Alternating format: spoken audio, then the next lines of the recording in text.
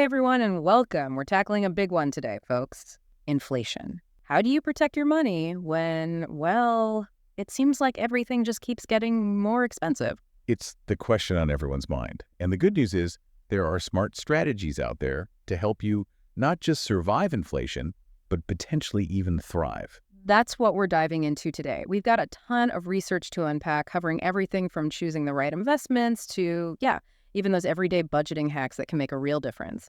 So let's start with the basics. When we talk about inflation, what are we actually talking about? At its heart, inflation is simply a rise in prices. Yeah. Sounds simple enough. Right. But what it really means is that the purchasing power of your money, what you can actually buy with it, decreases over time. Right. Like if a gallon of milk costs $3 today and inflation is at 5% next year, that same gallon of milk could cost you $3.15. Might not sound like much, but But that's just 1 gallon of milk, right? yeah. Imagine that happening to everything you buy: groceries, gas, clothes. Over time, that seemingly small percentage increase can really eat into your budget. Exactly. It's like a slow leak in your tire. You might not notice it at first, but eventually you're going to be flat. And that's why this research we've got is so crucial. It's not just about understanding inflation, but about taking action. So let's talk about those actions. One thing that really stood out to me in the research was the idea of inflation-resistant assets. Have you heard of that? Absolutely. It's all about strategically choosing assets that tend to hold their value, even when inflation is running hot. Right. So it's not about just stuffing your money under a mattress, right? You need your money to work as hard as you do. Exactly. And one of the most popular inflation-resistant assets out there is real estate. Which makes sense, right? People always need somewhere to live. It's true. And historically, real estate has often kept pace with, or even outpaced, inflation. As prices rise, so do property values and rents, potentially giving you an edge. Okay, so what if you're not quite ready to buy a rental property? I mean, that feels like a big step. I hear you. And that's where REITs come in: real estate investment trusts. It's a way to invest in real estate, like shopping malls or apartment buildings, without actually having to buy and manage the property yourself. Oh, I like the sound of that. It's like dipping your toes into the real estate market. Exactly. And REITs can provide some diversification to your portfolio, which is always a good thing. Speaking of diversification, the research also mentioned commodities, specifically precious metals like gold and silver. Now, this is something I find fascinating. Me too. Gold and silver have been seen as safe haven assets for centuries. Yeah. Like, I was reading about the inflation crisis in the 1970s, and gold really held its own back then. As the value of the dollar fell, the price of gold skyrocketed. It's true. You know, commodities like precious metals tend to hold their value during times of economic uncertainty because they're tangible assets with limited supply. They have this intrinsic worth that transcends fluctuating currencies. Right. It's like owning a little piece of history that has, well, always held some kind of value.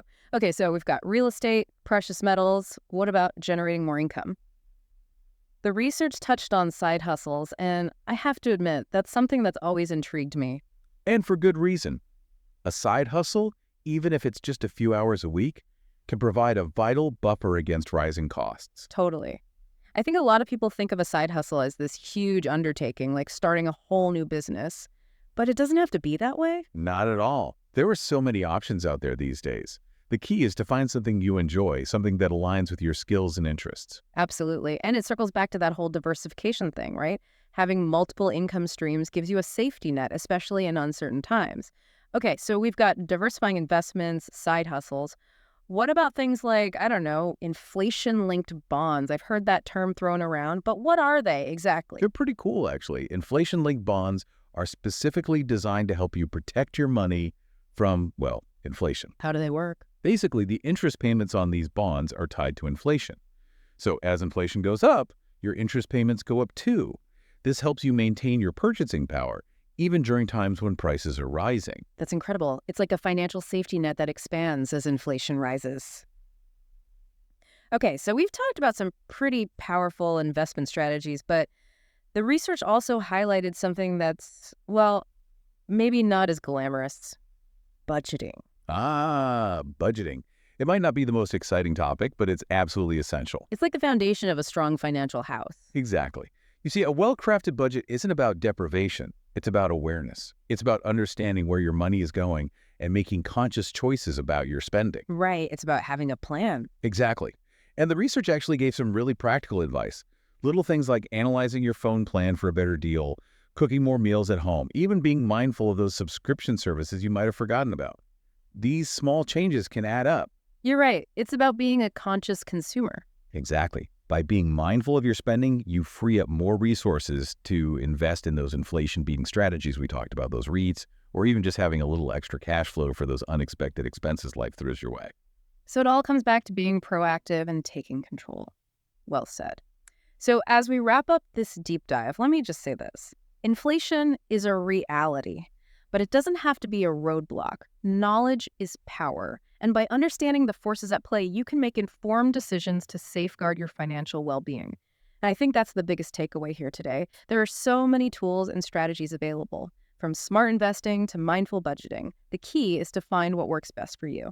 So as you go about your week, I encourage you, take a look at the strategies we discussed. What resonates with you? What's one small step you can take today to start building that more resilient financial future? Even baby steps consistently applied can lead to some pretty remarkable results. Thanks for joining us, everyone. Until next time, stay informed, stay proactive, and remember, you've got this.